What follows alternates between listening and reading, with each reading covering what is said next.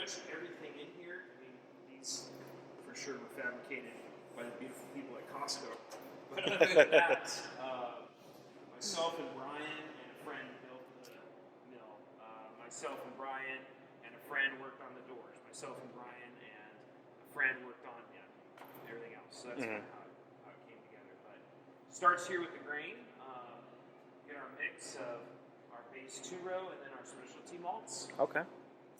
2-row is just a malted barley, and it constitutes about 80% of the grain we use, and then we mix in the rest of it. Maybe there's 3 different specialty malts, 3 different specialty grains that we utilize. Run it through the mill, crack it, and then we get it over into the brew house over there. But I can show you, kind of give you a taste of some of the specialty malts. I don't know if you've ever crunched on any specialty malts in a brewery at all. The closest I've ever done to that is when somebody actually put straight hops in a glass of water and said, "Here, I dare you to drink this." That could be super dangerous, actually, because they can be really spicy. Really?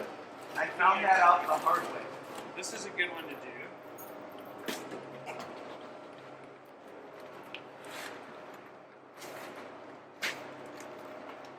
So this is Munich malt. So take a couple of kernels in your hand and crunch on them. Just pop them right in? Yeah, just throw them right in. Interesting. So that's Munich. Whoa. And It's it got a... comes across as kind of bready. Yeah. You get kind of that little tart, bready kind of tastes like almost like fresh homemade baked bread. You get a little yeast maybe. There's not yeast in it, but you maybe kind of get that. Kind of that essence. yeasty feeling. I could totally snack on that. Yeah. Now this is crystal malt. So try some of that.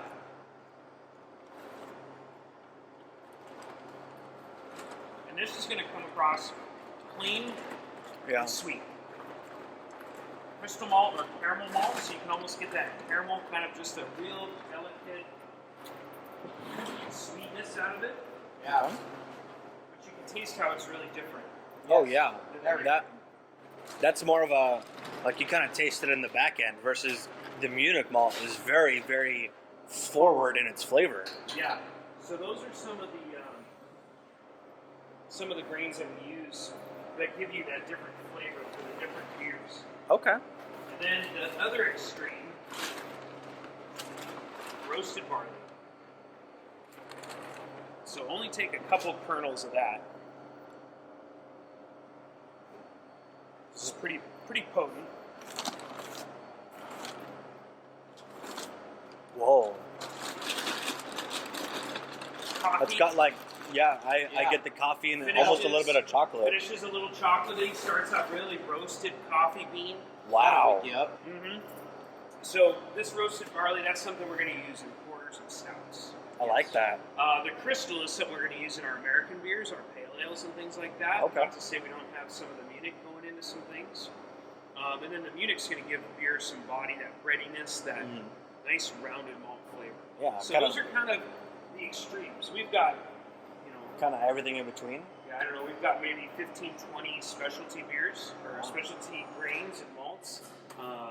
And so we kind of mix those in and find the right balance to everything. So once we mill the grain, once we mill the grain, we come over to the brew house. 3.5 barrel brew house, meaning we get about 7 kegs.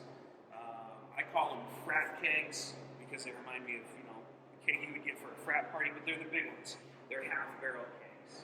Half barrel, 15.5 gallons. So we get about 7 of those from every batch if we do a good job. The way I kind of explain it is that for every term we would use in the brewing world, there's a goofy German word that you're supposed to use.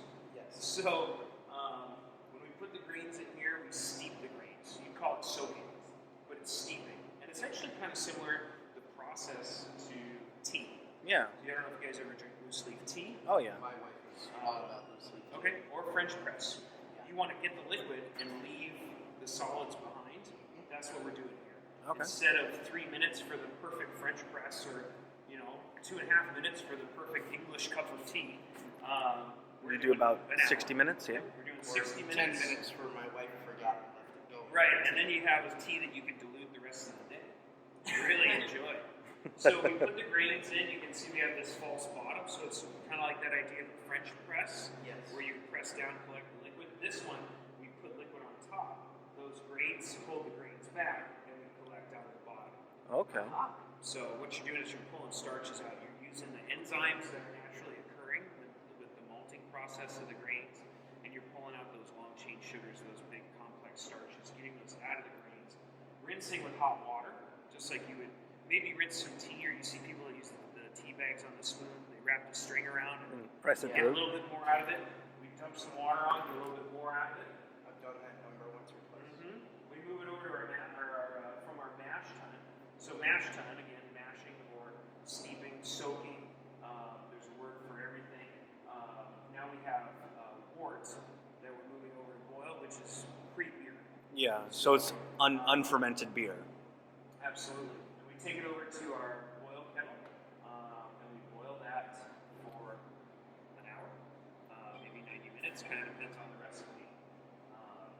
So we boil it. Once we're done boiling it, we run it through basically a radiator, but it's a counterflow chiller.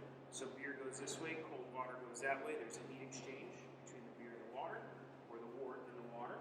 And we pump it through there. You can see the plate chiller. You can see it there. It looks like a radiator at the bottom. Okay. And we go into one of our fermentation tanks. So our fermentation vessels hold 7 barrels. 3.5 barrel brew system. These hold 7. Means that if we're motivated that day and it's a beer we've already tested and liked, we'll double batch. We'll brew twice in one day, make it a big long day.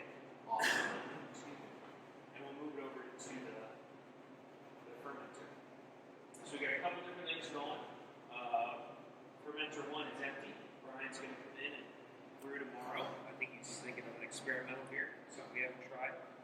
And then here we've got kind of some regulars that we've got. So we usually have one fermenter is usually an IPA. IPAs are 30 to 35% of craft beer market.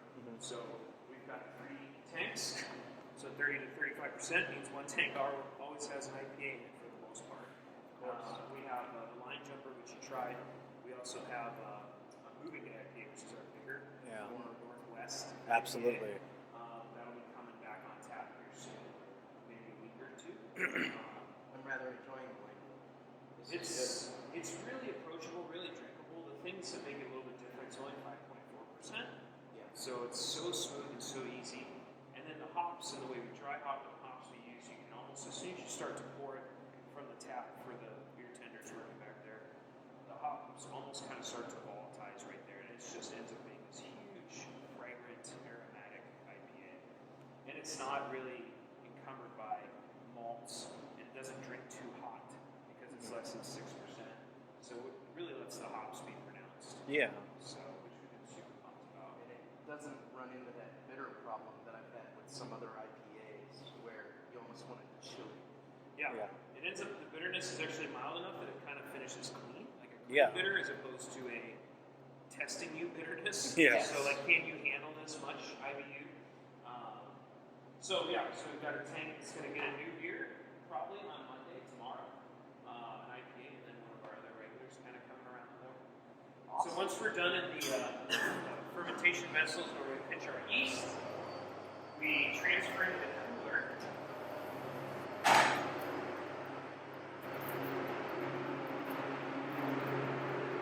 And head into one of our bright tanks. So they look little, but they still hold 7 barrels each, so they'll hold the middle batch as well. So I've actually got a beer that I should be moving Monday or Tuesday, and then we've got other beer in here cooling, clarifying, and carbonating. Sweet. So do you use forced carbonation, or do you do any sort of conditioning? Through a stone, and that seems to give us a pretty good, steady, nice carbonation throughout the whole batch. Okay. So those are the red hoses, forced carbing. So Okay. but yeah. All right. And then Nice. stack of hops